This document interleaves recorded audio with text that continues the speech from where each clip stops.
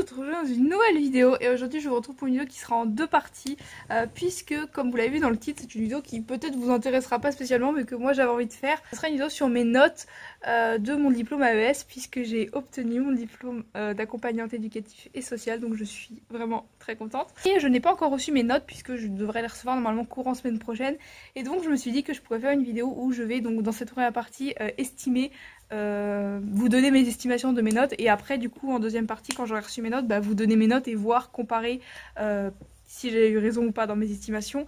Je sais juste pour le moment que du coup j'ai eu au moins 10 à chaque note puisque j'ai obtenu mon diplôme et que c'est la condition pour obtenir le diplôme, c'est d'avoir au moins 10 sur 20 à chaque examen. J'avais fait un peu ce genre de vidéo sans les estimations, juste où je vous donnais mes notes pour quand j'ai obtenu mon bac pro ASSP, donc accompagnement soins et services à la personne. Et moi ça m'avait bien plu de la faire en tout cas, donc je me suis dit que j'allais vous faire cette vidéo. J'espère qu'elle vous plaira, j'espère qu'elle pourra peut-être vous intéresser. Si vous débarquez, vous ne me connaissez pas du tout, déjà bienvenue sur ma chaîne. J'ai du coup fait une formation AES cette année, donc accompagnant éducatif et social. Je vous en parlerai plus en détail parce que je vous ferai une vidéo récapitulative de ma formation, de la formation générale et de moi, mon expérience de la formation et tout ça, mes stages et tout.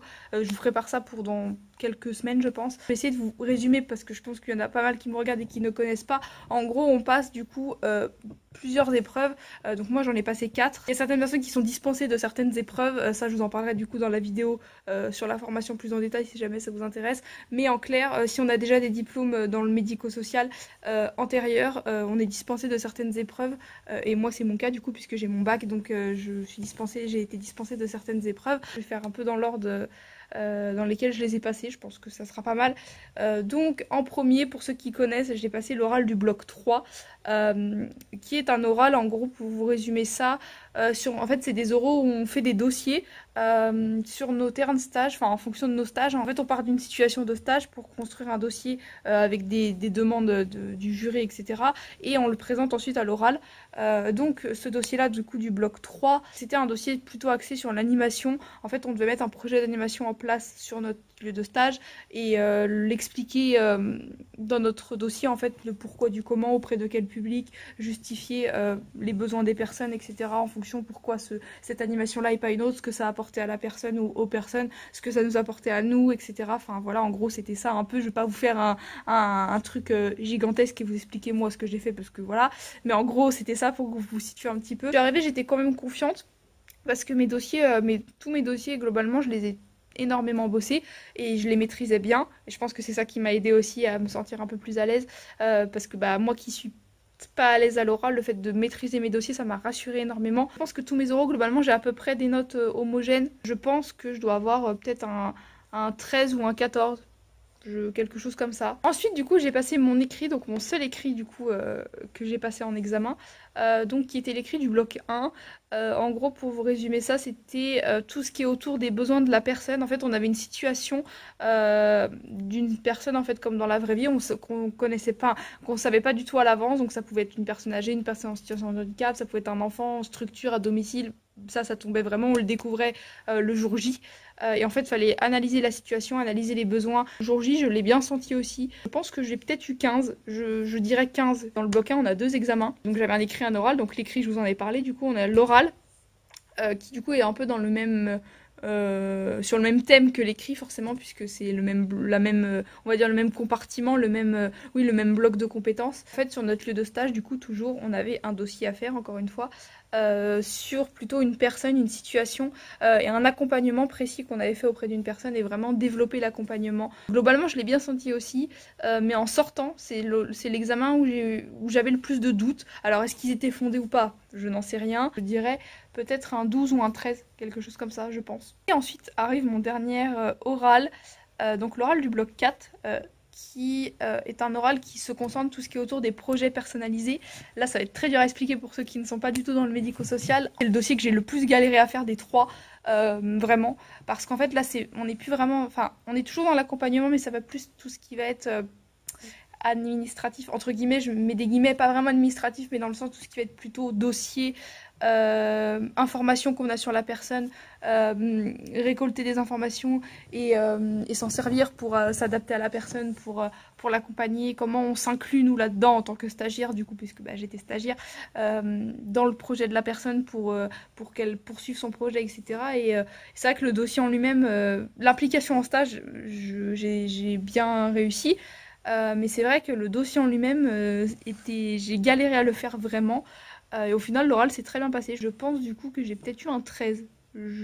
C'est la note à peu près que... En tout cas que je m'estimerais. On nous a pas vraiment donné de date pour avoir les notes, mais je pense que peut-être le courant semaine prochaine, je devrais avoir mes notes. Donc dès que j'aurai un jour de libre pour vous filmer la suite, et ben, je vous filmerai ça. Voilà, en tout cas, j'espère que cette première partie vous aura plu. Puis je vous retrouve bah, tout de suite pour vous et pour moi dans je ne sais pas combien de temps. One eternity later.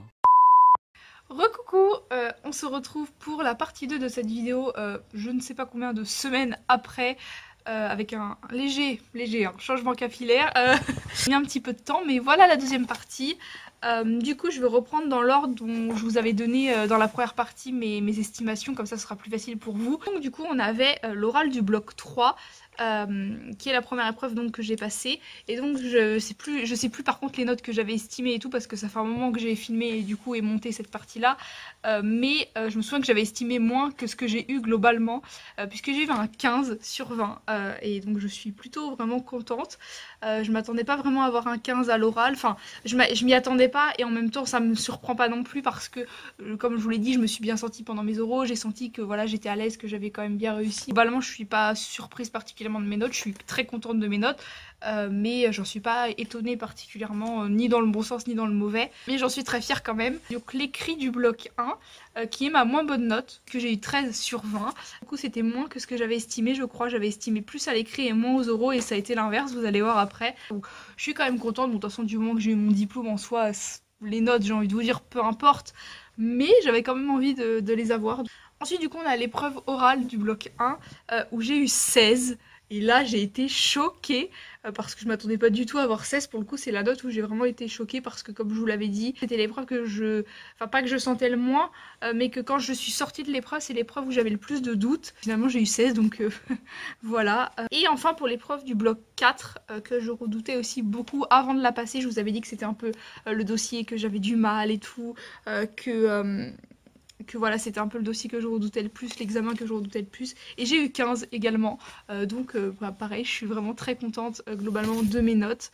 Voilà, je suis très contente d'avoir eu mon examen. J'espère quand même que cette vidéo vous aura plu, que ce petit moment avec moi vous aura plu, que ça vous aura diverti. Si vous avez des questions sur la formation d'accompagnant éducatif et social, n'hésitez pas à les poser en commentaire, parce que je me ferai un plaisir d'y répondre. Je vous prépare une vidéo que je vais sûrement filmer là le même jour que je filme cette partie là d'ailleurs, sur le sujet, mais laissez-moi vos questions si vous en avez, si jamais vous voulez, j'y répondrai avec plaisir. N'hésitez pas à laisser un commentaire, à laisser un j'aime, à vous abonner, à activer la cloche, ça me fait toujours super plaisir. Moi je vous laisse ici, je vous fais plein de gros bisous et je vous dis à très vite pour une prochaine vidéo. Ciao.